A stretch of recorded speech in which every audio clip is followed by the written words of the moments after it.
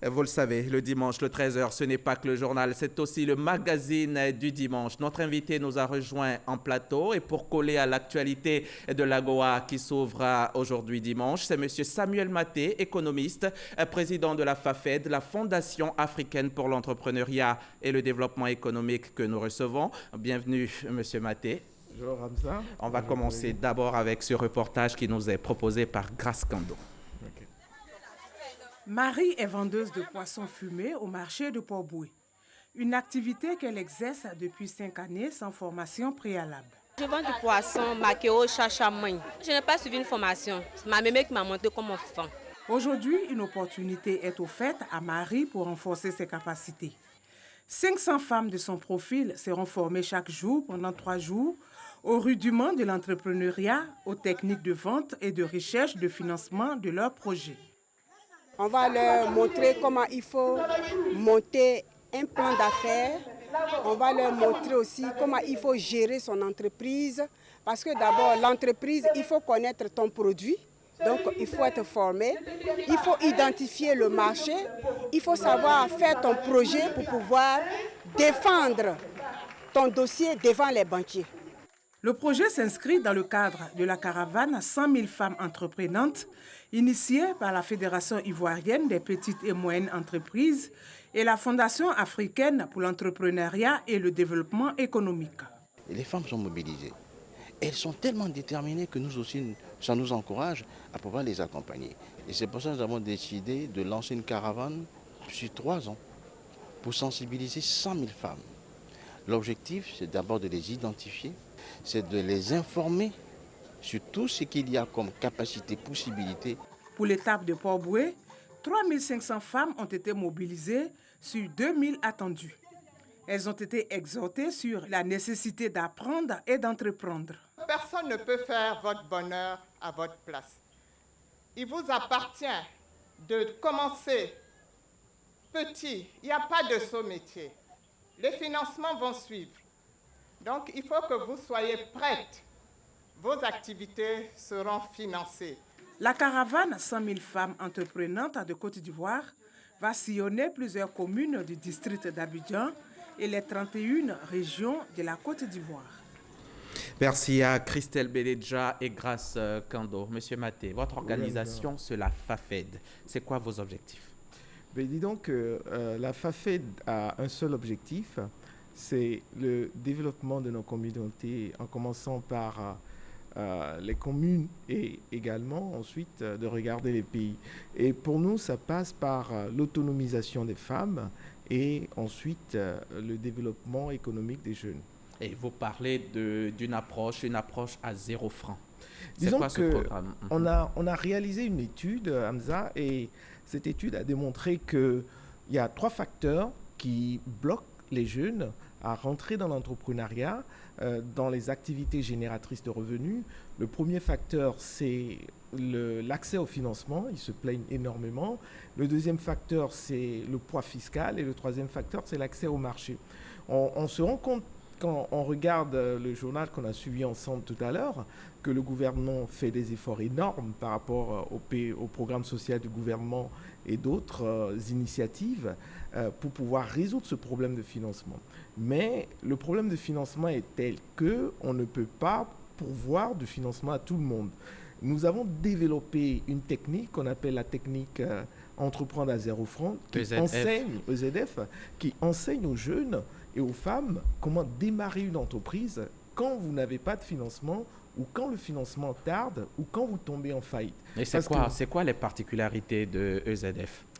La grande particularité de EZF, c'est qu'on enseigne aux jeunes à être indépendants et à ne pas attendre ou tendre la main. Il faut reconnaître également que ce qui se passe, c'est que même quand il y a un financement, les statistiques nous disent que sur 10 jeunes qui reçoivent un financement, il y a 7 qui vont tomber en faillite. Donc, la résolution de ce problème doit aller au-delà de la fourniture de financement à ces jeunes. Mais avant de poursuivre, pourquoi 7 tombent en faillite? Bon, il y a un certain nombre, il y a 3 grandes raisons qui ont été évoquées par les différentes études. La première raison, c'est l'inexpérience, parce que beaucoup de ces jeunes qui reçoivent des financements n'ont pas toujours l'expérience pour pouvoir gérer une entreprise. Gérer une entreprise, c'est tout un art également. La deuxième raison, souvent, c'est la raison des opportunités, parce que souvent, les gens n'arrivent pas à faire confiance à ces entreprises qui sont créées par des jeunes, tant par la technicité, etc. Et enfin, ce qu'on note également, c'est que beaucoup de ces jeunes, dans le développement ou dans ces essais de leur entreprise, sont confrontés à un environnement qui n'est pas toujours tolérant. Je parle essentiellement du poids fiscal, par exemple, que beaucoup de jeunes n'arrivent pas à gérer. Ce qui implique, en plus du financement, il faut peut-être l'encadrement de ces jeunes. Bien sûr, justement. Et vous poursuiviez avec les particularités de EZF. Donc, les particularités de EZF, c'est que nous préparons les jeunes, justement, à pouvoir faire face à un écosystème qui est difficile pour le moment, mais qui s'améliore, il faut le reconnaître. Et donc, nous leur enseignons beaucoup de choses. Et ce que, aujourd'hui, par exemple, je vous donne un exemple très simple. Il y a un jeune qui a suivi nos formations et qui avait un business plan où il avait besoin de 300 millions de francs CFA pour monter une unité de fabrication de beurre de cacao. Mais finalement, il a commencé cette entreprise avec 50 000 francs CFA au lieu de 300 millions. Donc, on lui a montré certaines de nos techniques pour pouvoir redimensionner le projet. Et aujourd'hui, ce jeune, après 12 mois, emploie 15 personnes et il produit environ 100 kilos de beurre de cacao par semaine et il se porte très bien. Ah, mais là, 50 000 francs, c'est pas 0 francs. Et il faudrait dire que quand nous disons entreprendre à 0 francs, c'est 0 francs extérieur. Ce que nous enseignons aux jeunes... Est-ce que ce ne serait pas donc mieux de dire entreprendre sans apport extérieur que de dire à 0 francs? Parce qu'à 0 francs, ça veut dire ce que ça veut dire. C'est un terme technique un peu... parce qu'ils sont nombreux à nous suivre là, qui attendaient... C'est un terme technique attrayant parce que c'est 0 francs extérieur. Je vous le conçois, mais nous avons opté pour cette appellation de 0 francs. Et comment on bénéficie de ce concept, des avantages de EZF, de ce que vous promeuvez?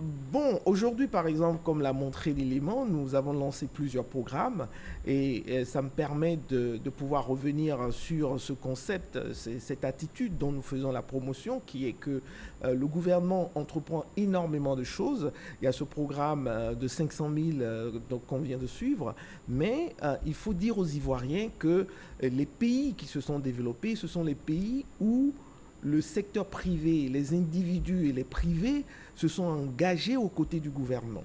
Donc ici, il est très important de souligner aux Ivoiriens que pour que la Côte d'Ivoire arrive là où nous rêvons tous, il ne faut pas que les Ivoiriens s'asseyent et se disent le gouvernement va le faire même s'il fait des efforts. Donc nous encourageons les Ivoiriens à se lever et à travailler aux côtés du gouvernement pour atteindre ces objectifs. Donc nous avons par exemple lancé cette caravane de 100 000 femmes où nous avons décidé donc d'initier 100 000 femmes et le Premier ministre, son Excellence Amadou Gon Coulibaly, que je remercie ici, ainsi que le président de la Fondation ivoirienne des petites et moyennes entreprises. Le Premier ministre a accepté de parrainer cette caravane de 100 000 femmes où nous allons parcourir toutes les régions et toutes les communes pour pouvoir initier ces femmes et les aider à démarrer des activités et après elles pourront, n'est-ce pas, bénéficier des différents fonds, FAFSI, etc. On est en train de lancer également une autre caravane de 200 000 femmes, de 200 000 jeunes oui. que nous sommes également en train de lancer. Donc pour nous, véritablement, c'est, comme nous le disons dans nos brochures, etc., c'est de transformer la jeunesse ivoirienne et la femme ivoirienne en une armée d'entrepreneurs de classe mondiale, parce que c'est de ça qu'il s'agit aussi. C'est pas simplement de donner du boulot, de donner de l'emploi, etc. Notre vision va au-delà de donner de l'emploi à l'Ivoirien ou à l'Ivoirienne. Notre vision, c'est que l'Ivoirien ou l'Ivoirienne devienne un entrepreneur, et de l'entrepreneur que par la ZLK, vous avez parlé de la Goa, ce sont des opportunités énormes que nous amenons ces personnes à devenir des PME et des multinationales. Justement, on va parler tout à l'heure des jeunes, on va revenir aux femmes. 3500 femmes, première étape, c'est Port-Bouët, parrainé par le Premier ministre Amadou Gon Coulibaly. Qu'est-ce que 3500 femmes qui sont en formation, qu'est-ce que vous leur apprenez? C'est quoi les modules? Bon, disons qu'on a 4 modules qu'on apprend à ces femmes. Le premier jour, il faut noter que c'est gratuit pour ces femmes. Tout cela est gratuit, qui sont financés par Fonds pour Europe et sur des choses. La première chose... Je crois avoir entendu que ce n'est pas vraiment gratuit. On va y revenir, mais dites-nous d'abord les modules. Le premier module, nous leur enseignons les techniques à 0 francs, c'est-à-dire comment est-ce qu'elles peuvent démarrer une entreprise sans recevoir de financement extérieur.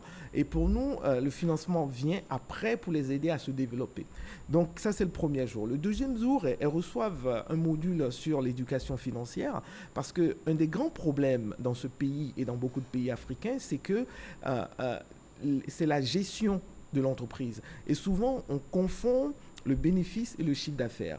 Et ça a fait couler beaucoup d'entreprises et d'initiatives privées. Donc, on leur enseigne les 7 secrets de l'argent. C'est ce que nous, on appelle les 7 secrets de l'argent et comment gérer l'argent. Et le troisième jour, on les aide à monter un plan d'affaires, un business plan, où elles donnent des idées, des projets. Et nous avons ce que nous appelons le plan d'affaires à 0 francs, où on leur montre véritablement comment ils peuvent démarrer, n'est-ce pas, sans financement extérieur. Et ensuite, il y a des personnes qui les suivent. Et c'est pour ça qu'il y a ce partenariat avec la Fédération ivoirienne des petites et moyennes entreprises. Cette fédération comprend plus de 30 associations de tous les corps de métier, associations des boulangers, des couturiers, etc., qui sont installées dans toutes les communes et régions de Côte d'Ivoire. Donc, pour chaque femme qui choisit un métier, nous avons des gens qui les coachent par rapport au métier qu'elles ont choisi. La formation dure donc 4 jours. La formation dure 3 jours. Spécialement pour les dames, pour les mamans de Port-Bouët, je crois que ça va jusqu'à 2 semaines. Oui, c'est-à-dire que ce que nous avons fait, c'est que nous avons aujourd'hui, la FAFET, c'est plus de 100 coachs formateurs et nous sommes dans un système où ceux qui suivent la formation, on les transforme les meilleurs après en des formateurs. Donc, sur une journée, nous formons 500 parce qu'on a 5 sites éclatés et nous avons une équipe d'environ 3 personnes par site qui encadre environ 100 femmes par site, ce qui nous fait 500 femmes qu'on forme par jour sur 3 jours plus 1. Et comme elles sont 3500, ça va au-delà des 4 jours. Ça doit avoir un coût, tout cela, toute cette formation, ce concept EZF. Vous n'êtes pas philanthrope à ce point. Dites-nous, comment ça fonctionne? Bon, disons que ce que nous avons fait, c'est que nous sommes en train de travailler avec les communes et les régions dans ce sens. Donc, il y a une cérémonie d'ouverture, etc.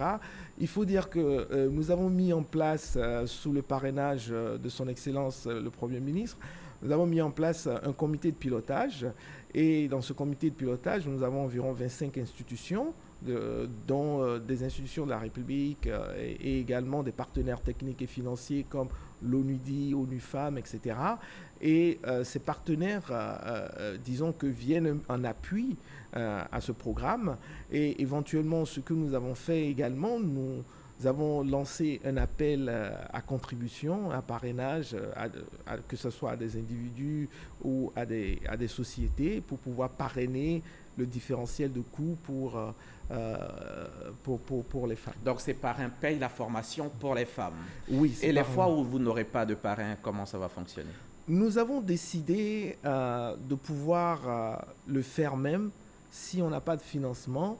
Donc, j'ai autour de moi une centaine d'Ivoiriens et d'Ivoiriennes qui ont décidé de prendre sur eux, de faire cette formation. La semaine passée, par exemple, beaucoup ont pris de leur propre argent pour venir, pour faire la formation, etc. D'accord. Jusqu'aujourd'hui, depuis votre création, c'est quoi le bilan? Vous avez formé combien de personnes, combien de jeunes, de femmes, et puis combien d'entre eux ont réussi à entreprendre à 0 francs, comme vous dites? Bon, à la date d'aujourd'hui, nous avons formé environ 75 000 à 80 000 jeunes à travers l'Afrique. Parce qu'il faut reconnaître que la Banque africaine de développement a signé un partenariat avec nous et a décidé de tester cette méthode d'entreprendre à 0 francs dans 3 pays, la Côte d'Ivoire, le Libéria et Madagascar. Il faut également noter que l'année surpassée, on a formé 15 000 jeunes pour l'Agence Emploi Jeunes, le ministère de l'Emploi Jeunes, et que nous sommes en train de former 200 000 jeunes et femmes au Burkina. Et combien ont réussi à entreprendre à 0 francs? D'après le rapport que la BAD a sorti, on a environ 52% qui essaient de commencer qui essaie? On n'a pas de résultats encore. Les résultats, nous sommes autour de 20 à 30% qu'ils ont une entreprise qui dure. Donc voilà un peu les résultats que nous avons. Pour coller à l'actualité, vous êtes économiste, votre égard vis-à-vis de l'AGOA qui se tient en ce moment? Bon, l'AGOA, quand on regarde les chiffres, j'ai eu à publier un article il y a quelques mois sur l'AGOA. Quand on regarde les chiffres, on se rend compte que la tendance est baissière. Et on a plus de 6500 produits. Et je pense qu'une des choses critiques qu'on peut faire pour améliorer l'AGOA, et je pense que la Côte d'Ivoire a un rôle très important à jouer à ce niveau, c'est de pouvoir aller sur le terrain aux États-Unis et de promouvoir les produits de l'AGOA auprès des populations américaines. Et c'est ce que nous faisons avec les Delali Awards, qui est une initiative qu'on a lancée. Merci. Merci, Monsieur Maté. Samuel Maté, président de la FAFED, la Fondation africaine pour l'entrepreneuriat et le développement économique, concepteur de l'entrepreneuriat à 0 francs. Je rappelle que vous êtes venu nous parler de ce concept EZF, comment créer son entreprise sans financement extérieur. Merci encore d'avoir répondu à notre appel. Bon retour chez vous. Quant à vous, chers téléspectateurs, nous espérons que vous avez pris plaisir à nous suivre. Merci de votre confiance. Merci aux équipes techniques, rédactionnelles et à celles en régie qui ont œuvré pour la bonne tenue de ce journal. Vous êtes sur la chaîne qui rassemble et vous faites bien.